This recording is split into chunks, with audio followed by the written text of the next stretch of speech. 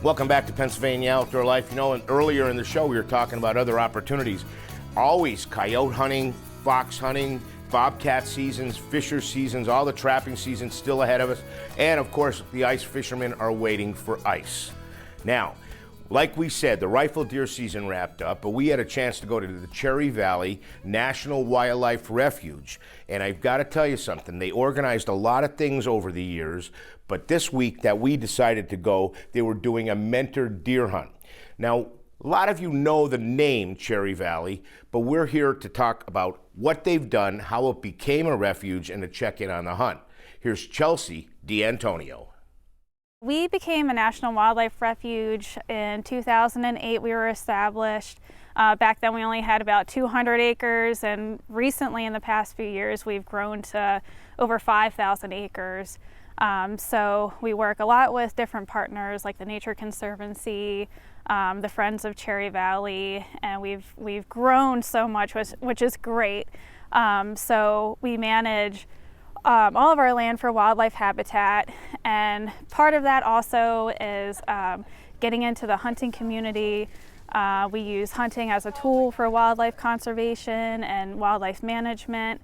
And today, with this program, our mentored deer hunt, we're getting new beginner hunters into the sport as well. So kind of just getting out there and getting people engaged and teaching them a little bit about what we do as well and how hunting fits into that. And I'm not sure all of our public knows that this is a refuge because of a turtle.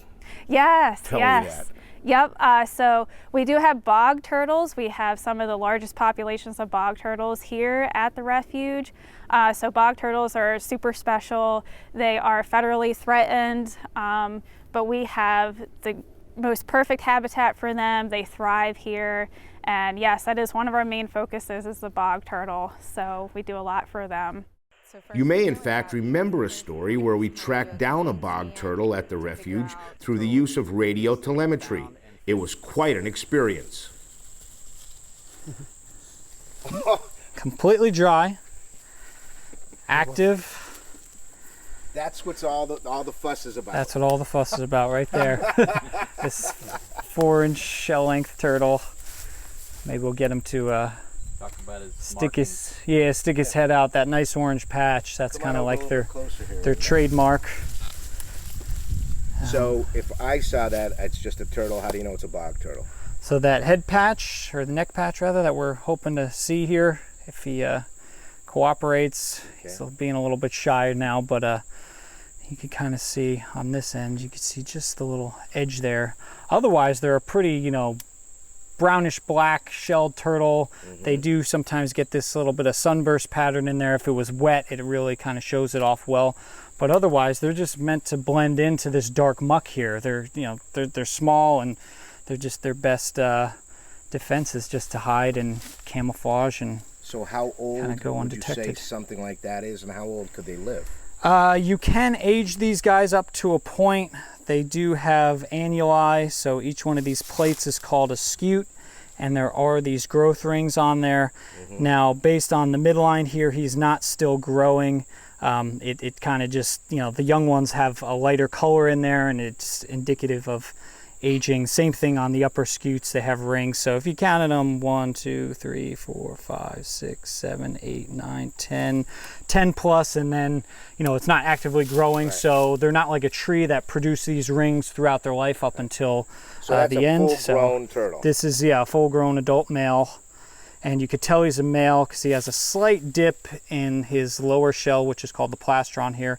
The most obvious way, though, is this big, long tail. The females have a shorter, kind of more narrow tail.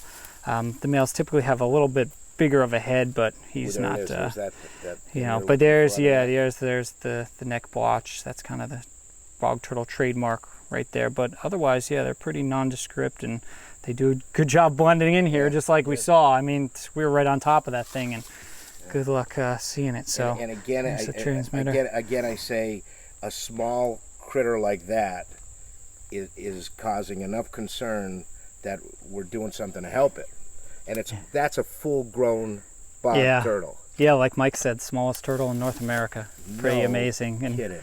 most secretive and probably the one that, very few people have seen, the least amount of people have seen out of any species, I think, in the country.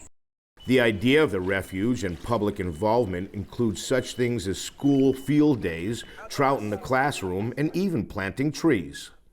So basically, you were handed beautiful fairways and told, have at it.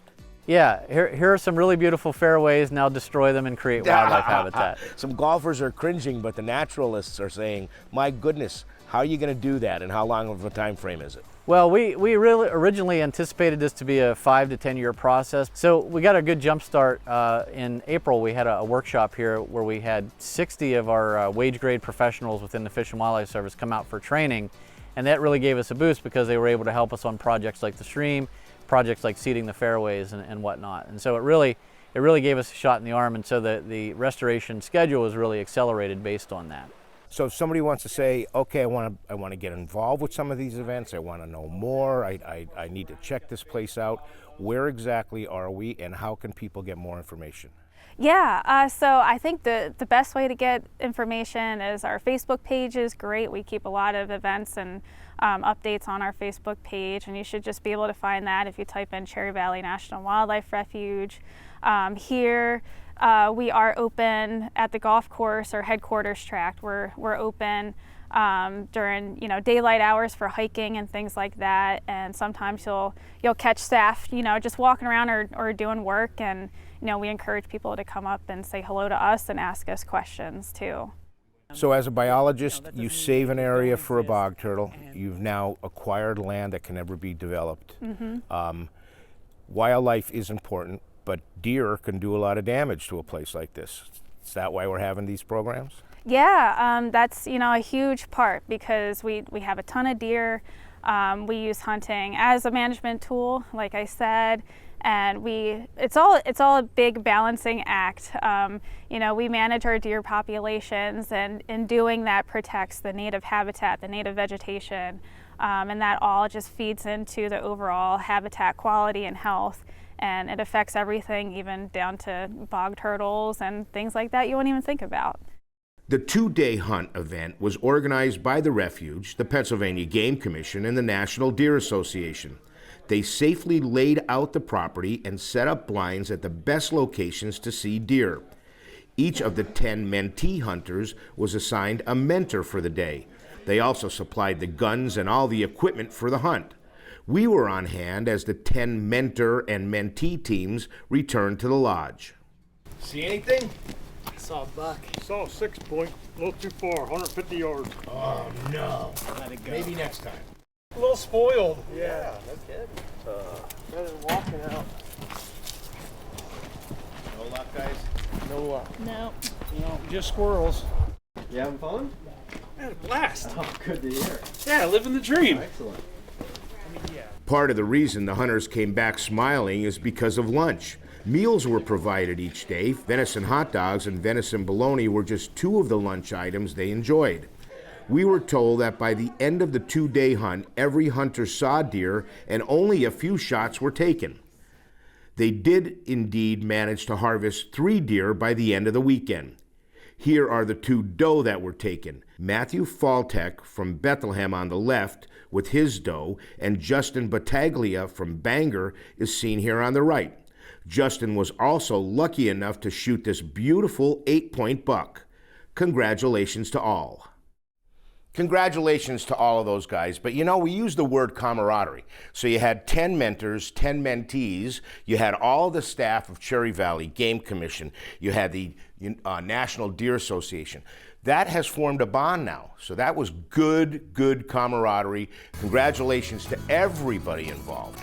We're going to take a short break and we'll be right back.